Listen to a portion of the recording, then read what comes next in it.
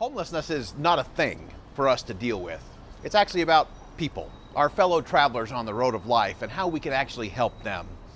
So just as a discussion on education should begin by acknowledging each child is unique with individual and unique needs, our conversation about homelessness must also begin with a focus on the plight of the person that is actually on the street. Which means we shouldn't look to Washington for the solution. We should look within ourselves and within our community. After all, those people on the street are not the government's brothers and sisters, they're our brothers and sisters. There's been a lot of talk lately about where the homeless should receive services. Now, there's no safety and there's no certainty of success found in geography. It's not about a geographic location. So rather than starting with the where, our conversation regarding the homeless should always begin with a focus on the what, the why, and the how of helping those in need. Because people in poverty or dealing with homelessness are not necessarily in that situation because they don't have access to money.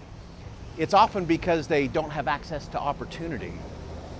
In 1861, Abraham Lincoln told Congress that the leading object of American government was to elevate the condition of men, to lift artificial weights from all shoulders, to clear the path of laudable pursuit for all, to afford all an unfettered start and a fair chance in the race of life. In that single sentence, Lincoln provides a pattern for government, for communities, and for individual citizens to help those in need. So if we're serious about that charge to lift artificial weights from all shoulders and provide all with a fair chance, we need to focus on poverty to prosperity, a process, not a program. We need something that will really include access to proper mental and physical health care, education and training for skills development, and a clear path forward. The organizing principles must always be about making homelessness and poverty temporary instead of just tolerable. We must replace programs that treat homelessness and people in poverty like some sort of liability to be managed. Instead, we need to focus on programs that treat them as unique individuals, human assets with unlimited potential to be developed. This week, the Christian world celebrates the life, ministry, and resurrection of Jesus Christ, who happened to begin his mortal life not in a home of his own, but in a stable. His teachings on caring for the poor, the needy, and the homeless have echoed down through the ages.